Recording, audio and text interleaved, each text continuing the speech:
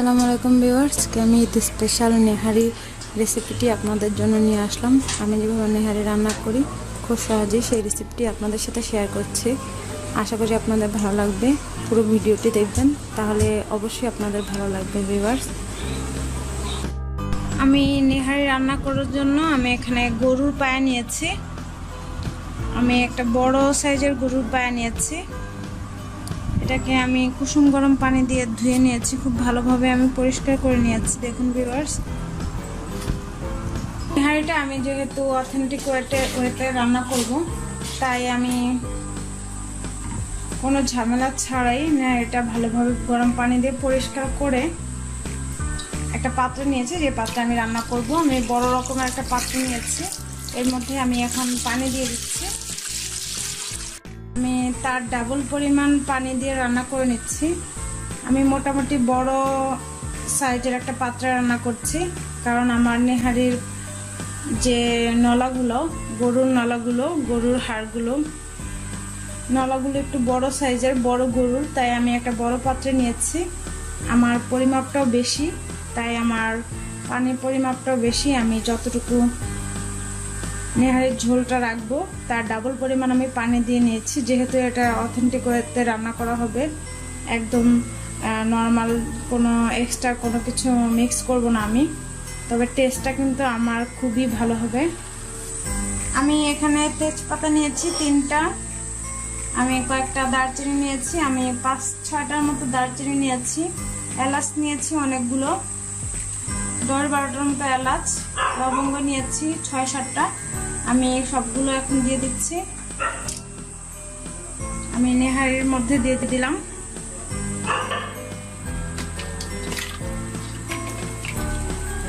দেখতে পাচ্ছেন ভিউয়ার্স, আমার নেহারির পিসগুলো কিন্তু খুব বড় বড়।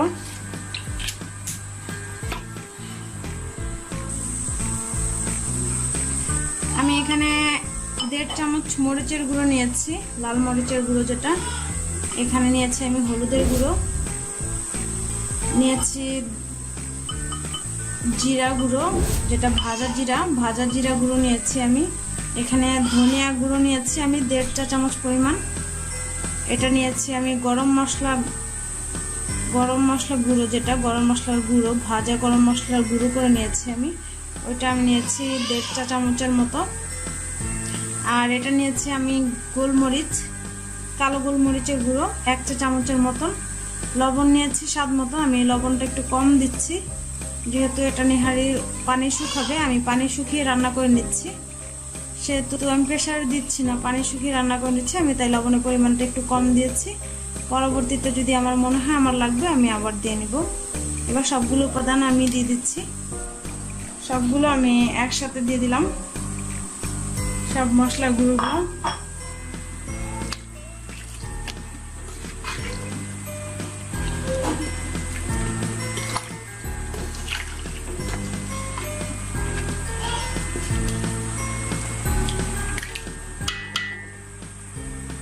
এখানে আমি 2 টেবিল চামচ আদা বাটা, 1.5 টেবিল চামচ রসুন বাটা নিয়েছি। এবার সবগুলোকে আমি দিয়ে দিলাম।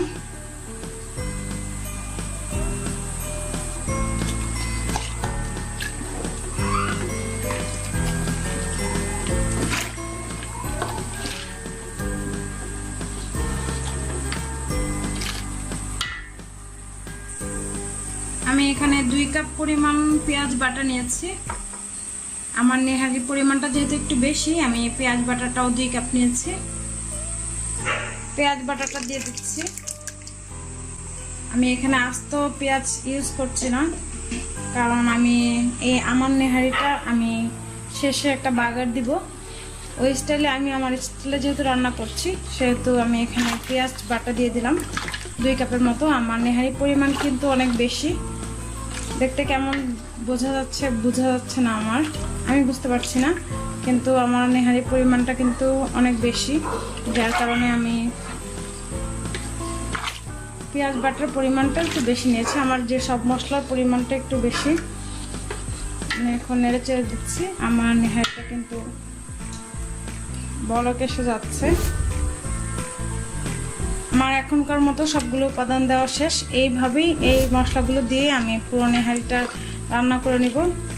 আমি কিন্তু প্রেসার কুকারে রান্না করছি না, নর্মালি বড় বড় হোটেলে যেভাবে রান্না করে, আমরাও আগে যেভাবে রান্না করেছি সেই স্টাইলে রান্না করে নিচ্ছি। এখন তো অনেকে প্রেসার কুকারে রান্না করে, আমি আজকে প্রেসার কুকারে রান্না করছি না।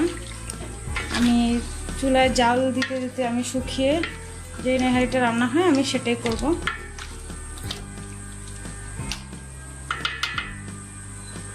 এই পর্যায়ে আমি রান্না করে নিচ্ছি, সবগুলো উপাদান আমি দিয়ে দিয়েছি, সবগুলো মশলা। এভাবে আমি একদম নেহারিটাকে সেদ্ধ করে নেব, 1 থেকে 2 ঘন্টা আমার সময় লাগবে। আমি ওইভাবেই রান্না করে নিচ্ছি। হোটেলগুলোতে অনেক সময় পাউরুটি দিয়ে ঘন করে, বা বিস্কিটের গুঁড়ো বলেন, দুধ বলেন, এগুলো দিয়ে বেসন দিয়ে অনেকে ঝোলটাকে ঘন করে, কিন্তু আমি যে প্রসেসে রান্না করছি এতে নর্মালি ঝোলটা একটু ঘনই হবে। আমার রান্না শেষ হলে আপনারা দেখতে পারবেন। কিন্তু আমি কিন্তু কোনো বিস্কিটের গুঁড়ো বলেন, পাউরুটি ভিজানো বলেন, যেটাই বলেন, আমি কোনো কিছু ইউজ করিনি। সবগুলো মশলার উপরে আমি রান্না করে নিচ্ছি নেহারিটা। আমাদের মা, খালারা, নানুরা যেভাবে রান্না করতো আমি ঠিক ওই স্টাইলে রান্না করার চেষ্টা করছি। আমি নিজেও সেভাবে রান্না করি, যেহেতু সামনে ঈদ। এছাড়াও অনেকে নেহারি পছন্দ করেন, ঘরোয়াভাবে যে নেহারি।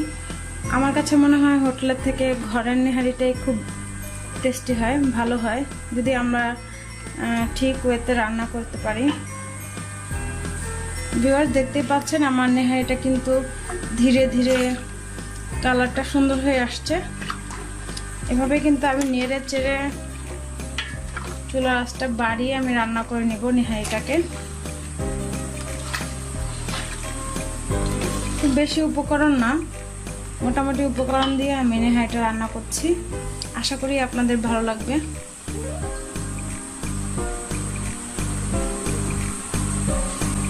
সো ভিউয়ার্স, আমরা অপেক্ষা করতে থাকি যতক্ষণ পর্যন্ত না সেদ্ধ হচ্ছে। চুলার আঁচটা বাড়িয়ে আমি রান্না করে নিচ্ছি।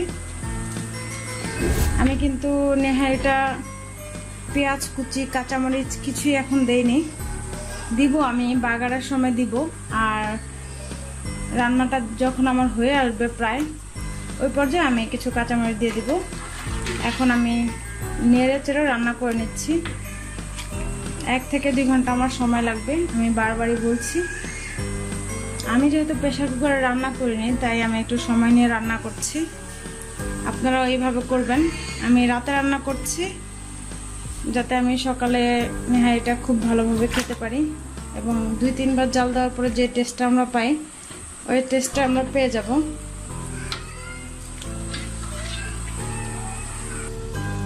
এক ঘন্টার মতো হয়ে গেছে ভিউয়ার্স, দেখুন আমার ঝোলটা শুকিয়ে কতটুকু হয়ে গেছে। অনেকটা অংশ শুকিয়ে গেছে, আর নেহারিটাও ভালোভাবে জাল হয়ে যাচ্ছে। যত জাল হবে নেহারিটা খেতে কিন্তু ততই ভালো লাগবে।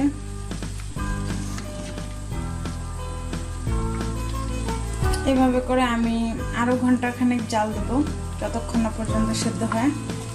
জাল দিয়ে যাচ্ছি, দেখতে পাচ্ছেন আমার ঝোলটাও একটু ঘন আকারে হয়ে গেছে। আমি যখন এটাকে বাগার দিব তখন আরো ঘন হবে, শুকিয়ে আর একটু ঘন হবে।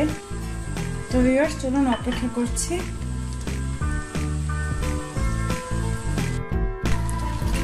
তো ভিউয়ার্স, আমি দেখে নিচ্ছি আমার নেহারিটা কিন্তু পানিটা প্রায় শুকিয়ে এসছে, মাংসটাও, নেহারির যে রগগুলো সেগুলো প্রায় হয়ে এসছে। আমি আরো 30 মিনিটের মতো রান্না করে নেব। এই পর্যায়ে দেখুন ভিউয়ার্স, ঝোলটাও কিন্তু একদম পাতলা হয়নি। এই পর্যায়ে আমি কয়েকটা কাঁচামরিচ ফালি দিয়ে দিচ্ছি, ফ্লেভারটা ভালো আসবে আর একটা স্পাইসি ভাব চলে আসবে। আমি আরো 30 মিনিটের মতো এটাকে রান্না করে নেব।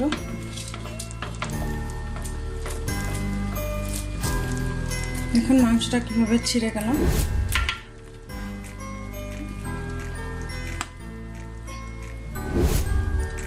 চুলার আঁচটা মিডিয়ামে রেখে আমি ঢেকে রান্না করে নিচ্ছি।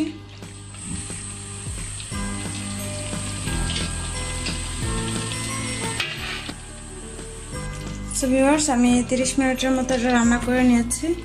আমার নেহারিটা পুরোপুরি হয়ে গেছে। আমি এখন এটাকে বাগার দিয়ে তারপরে খাওয়ার জন্য পরিবেশন করব।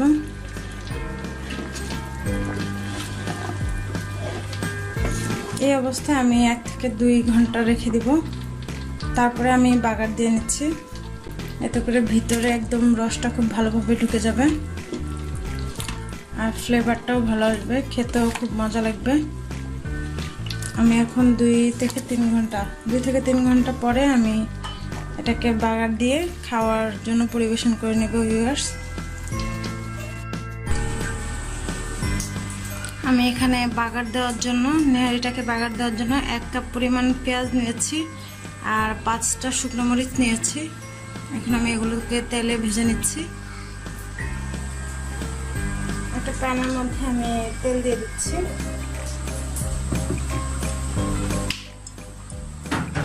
তেলটা আমি একটু কমই দিলাম, কারণ নেহারিতে এমনিতে তেল থাকে।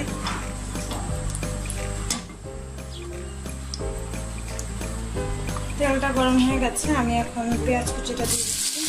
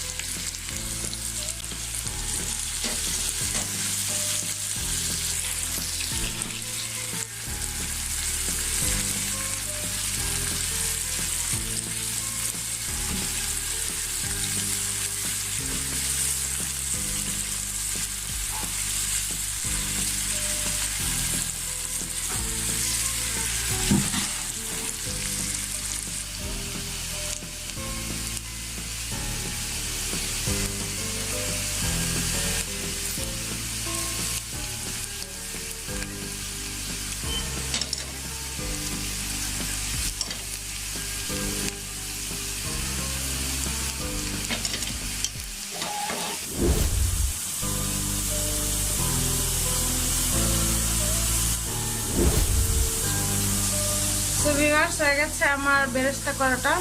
আমি এখন এটা নেহারির মধ্যে দিয়ে দিচ্ছি।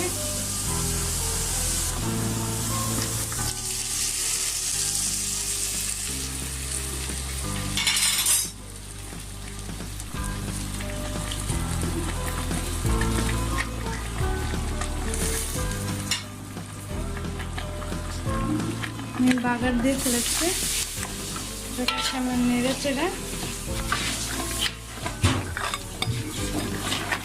ধনিয়া পাতা কুচি দিয়ে আমি নামিয়ে নিচ্ছি ভিউয়ার্স।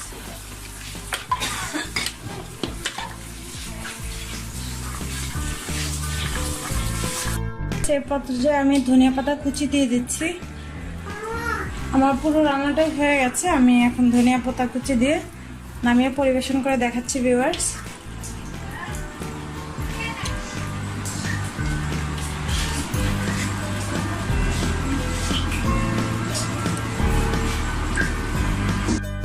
সো ভিউয়ার্স, হয়ে গেল আমার নেহারি রেসিপিটি। আমি যেভাবে নেহারি রান্না করি সেই রেসিপিটি আপনাদের সাথে শেয়ার করে নিলাম ভিউয়ার্স। আমি খুব সহজে এইভাবে রান্না করি অথেন্টিক ওয়েতে। আমাদের পুরনো মা খালারা যেভাবে রান্না করেছে আমি ঠিকভাবে রান্না করার চেষ্টা করেছি। এটা স্বাদও কিন্তু অনেক ভালো। আপনারা যদি এইভাবে রান্না করে দেখেন তাহলে অবশ্যই বুঝতে পারবেন। আশা করি আমার রান্নাটি ভালো লেগেছে আপনাদের। ভালো থাকলে অবশ্যই লাইক কমেন্ট শেয়ার করবেন, আর যারা এখনও আমার চ্যানেলটি সাবস্ক্রাইব করেনি ভিউয়ার্স করে ফেলবেন। আজকের মতো বিদায় নিচ্ছি, আবারও হাজির হব নতুন কোনো ভিডিও নিয়ে। ভালো থাকবেন সবাই। আসসালামু আলাইকুম।